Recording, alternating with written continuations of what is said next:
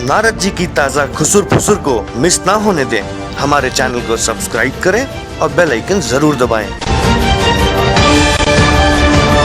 Narayan Narayan. Raipur Lok Sabha seat से इस बार चुनावी मैदान में आपने कांग्रेस और बीजेपी को प्रचार प्रसार करते हुए तो खूब देखा होगा, लेकिन इस बार चुनावी मैदान में जहां 26 प्रत्याशी मैदान में हैं, इन प्रत्याशियों में एक प्रत्याशी ऐसा भी है जो सबसे कम उम्र यानी कि 25 की उम्र में चुनाव लड़ रहा है, प्रीतेश पांडे। जी हां, प्रीतेश रायपुर लोकसभा से चुनावी मैदान में हैं, जिस सीट को लेकर सबसे ज्यादा चर्चा रही क्योंकि कांग्रेस और बीजेपी दोनों ही बड़ी पार्टियों ने अपना महापौर को मैदान में उतारा।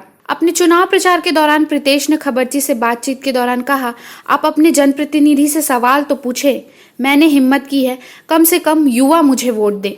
नमस्कार, मैं हूं ममता और आप देख रहे हैं खबरची न्यूज़। इस वक्त हैं हम रायपुर के संतोषी नगर चौक में और आप देख सकते हैं ये चाय का ठेला है और यहाँ पे रायपुर के निर्दलीय लोकसभा प्रत्याशी जो हैं प्रीतेश पांडे, वो अपना प्रचार कर रहे हैं और अपने साथ सिर्फ और सिर्फ एक तख्ती लिए हुए हैं जो कि एक बोर्ड में लिखा हुआ है, एक पॉम्पलेट में लिखा हुआ है। हम उनसे जानना चाहेंगे कि वो कैसे अपना प्रचार कर रहे हैं। देखिए क्या है कि जितनी जो पूंजीवादी जो व्यवस्था है, ये जो करोड़ों अरबों रुपए जो चुनाव में खर्च होते हैं, ये भ्रष्टाचार का जो मूल जो है वो यही है। क्योंकि जितने नेता हैं ये इतना करोड़ रुपए खर्च करने के बाद जब ये चुने जाते हैं तो चुनने के बाद जो है वो उस पैसे की वसूली में लग जाते हैं। तो मेरा विरोध है ऐसी व्यवस्था से जो पूंजीवाद को बढ़ावा दे रहा है। राजनीति जो है वो कितनी स्वच्छ और निर्मल थी एक समय में जब शुरुआत हुई। राजनीति वो चीज़ है जो देश को कितने बेहतर स्तर तक ले जा सकती है, लेकिन अब इसमें भी व्यापार घुस गया है जिसका मैं पुरजोर विरोध करता हूँ।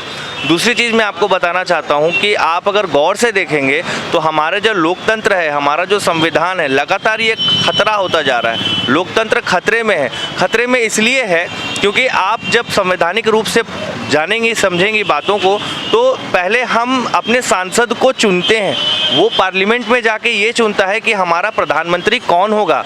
लेकिन अभी जो है व्यवस्था पूरी उल्टी हो चुकी है। प्रधानमंत्री का चेहरा हमारे लिए पहले प्रस्तुत कर दिया जा रहा है। आप लोकल स्तर पर जाकर के देखिए तो लोगों को प्रत्याशी कौन है ये भी नहीं पता होता है। तो मैं सिर्फ यही कहना चाहता हूँ कि देखिए पूंजीवाद जो है वो लगातार अमीर और अमीर हो रहा है, गरीब और गरीब होता चला जा रहा है। तो ये कब तक ऐसा होता रहेगा?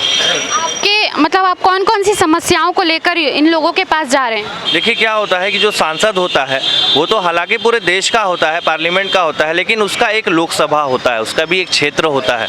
आप बड़ी बड़ी पार्टियों के घोषणा पत्र को पढ़ लीजिएगा, उसमें क्षेत्रीय जो चीज़ें हैं उसकी बहुत कमी है। जब मैं पूरे रायपुर की जितनी विधानसभा है उसमें जब मैं घूम रहा था तो मैंने देखा कि खासकर मैं अगर रायपुर की सिर्फ बात करूँ तो यहाँ पर इतनी गंदगी है, 1 करोड़ रुपये सिर्फ मच्छर भगाने के लिए खर्चा किया जाता है। आप जरा पूछ के देखिएगा इनसे कि कितने मच्छर भागे अभी तक, या उस 1 करोड़ रुपए का क्या हुआ, है ना। लगातार जो तालाब है, जो पेयजल की समस्या है, जो छोटी छोटी जो मोहल्ले जैसे रामनगर आप चले जाइए, संतोषी नगर चले जाइए, आप टैगोर नगर चले जाइए, वहाँ पानी की इतनी किल्लत है, उस पर कोई बात करने के लिए तैयार नहीं है। हमारा मुख्य तालाब जो बूढ़ा तालाब है उसमें इतनी गंदगी भरी हुई है, उस पर कोई साफ करने के लिए उस पर कोई चर्चा नहीं हो रही है।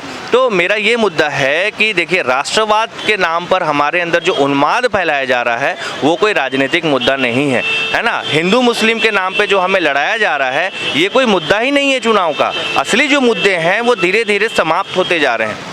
रायपुर से जो दोनों प्रत्याशी खड़े हुए हैं, एक वर्तमान महापौर हैं और एक पूर्व हैं, तो आपको क्या लगता है इन दोनों के इस मुकाबले में आप कहां पर अपने आप को पाते हैं? देखिए पहली बात तो ये कि मेरा किसी से कोई कंपटीशन नहीं है। मैं अलग हूं और मैं यूनिक हूं क्योंकि मेरे उद्देश्य बाकी लोगों से बहुत अलग हैं और ये लड़ाई मेरी हार जीत की लड़ाई नहीं है। मैं एक संदेश देना चाहता हूँ युवाओं को कि आप राजनीति में आइए, क्योंकि मैं आपको एक छोटा सा आंकड़ा बता देना चाहता हूँ। 2019 में भारत की औसतन आयु 29 वर्ष होगी, मतलब भारत सबसे जवान देश होगा।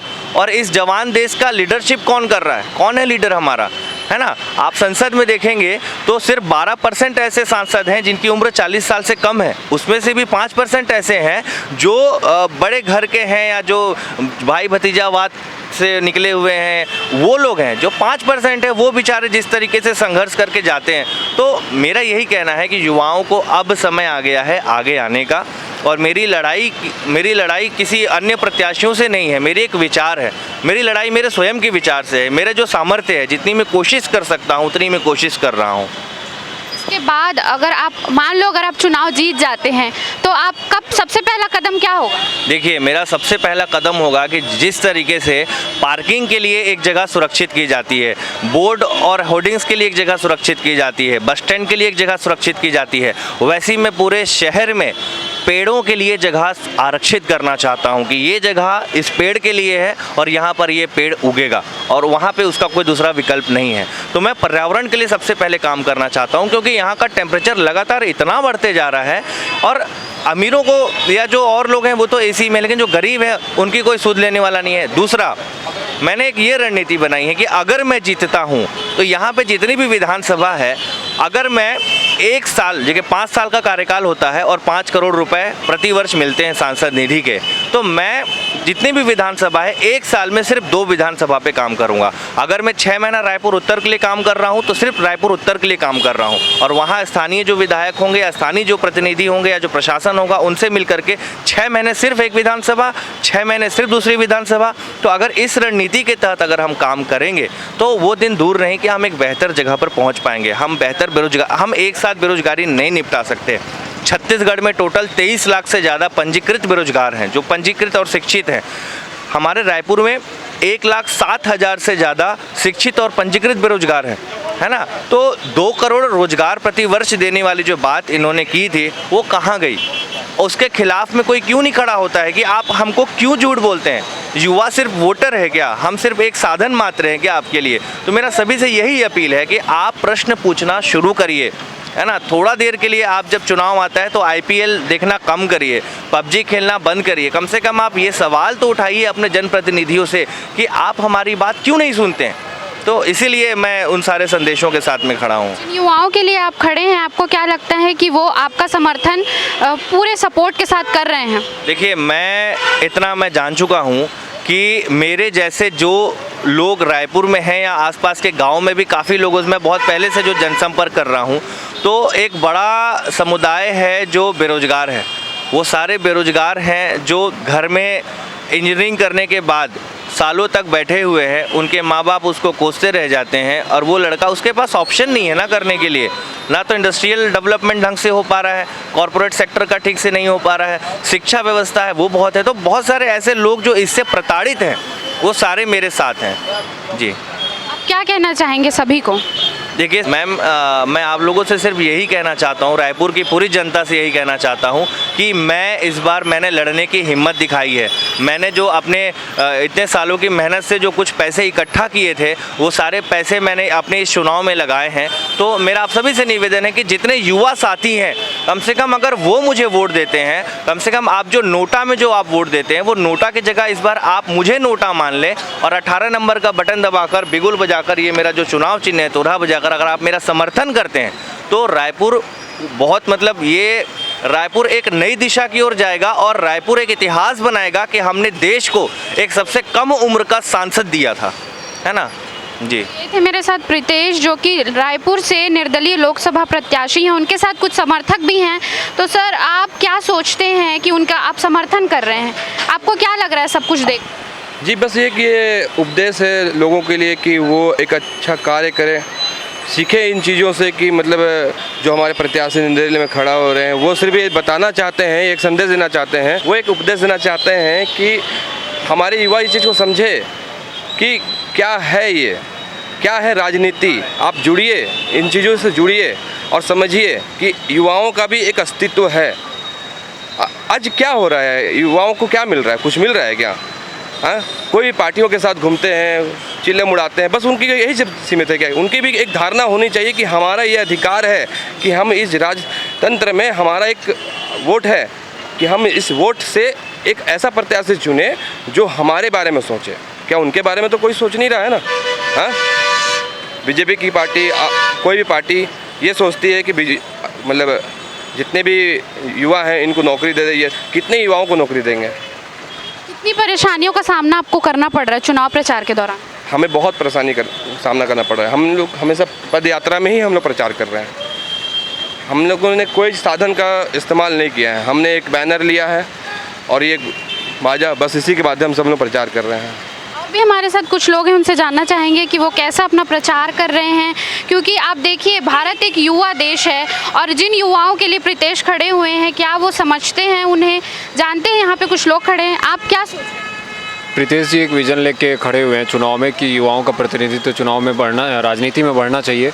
हम बाहर से इसको देखकर नकारात्मक कमेंट करते हैं कि मतलब राजनीति जो है बहुत गंदी हो चुकी है, लेकिन जब तक युवा आएंगे, खुद जिम्मेदारी अपने कंधों पे नहीं लेंगे इसे साफ़ करने की, तब तक जो है परिवर्तन नहीं हो पाएगा। तो प्रीतेश जी ने साहस किया है इस चीज़ को करने का, इतने दुष्कर परिस्थितियों में वो खड़े हुए हैं चुनाव लड़ने के लिए, तो हम लोग उनका समर्थन करने के लिए यहाँ पे आए हैं ताकि ऐसे और युवाओं को हौसला मिले और वो लोग खड़े हों।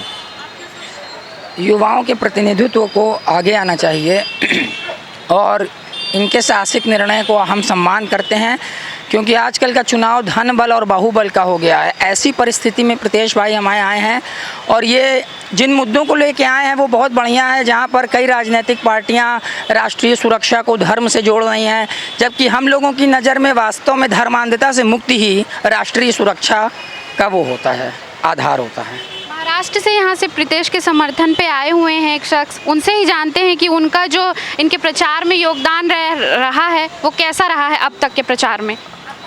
मेरा नाम है धनंजय, मैं महाराष्ट्र से आया हूँ और प्रीतेश भाई हमारे बहुत अच्छे दोस्त हैं। जब मुझे पता चला कि वो इस बार चुनाव लड़ रहे हैं तो मैंने जैसे ही मुझे समय मिला मैं निकल के चला आया हूँ, क्योंकि आज तक दुनिया में जितनी भी क्रांतियाँ हुई या जितने भी बदलाव हुए हैं वो युवकों ने किए हैं। जब जब बदलाव हुआ तब तक एक युवक आगे रहा है और आज समय है कि इस देश में बदलाव की घड़ी आ चुकी है। क्योंकि अगर हम देखें सांसद भवन में अपने 200 से ज़्यादा लोग, कम से कम 50-55 के उम्र के ऊपर के लोग जो है सांसद है, युवाओं का प्रतिनिधित्व करने वाला कोई नहीं है। तो आज इस देश में बहुत बड़ी एक बदलाव की घड़ी आ चुकी है और मैं निवेदन करता हूँ रायपुर के युवाओं को कि प्लीज़ आप प्रीतेश भाई को तुरिया बजाते हुए आदमी को वोटिंग करके आप उनको सपोर्ट करें और इस देश में एक नया इतिहास बनाने की कोशिश करें।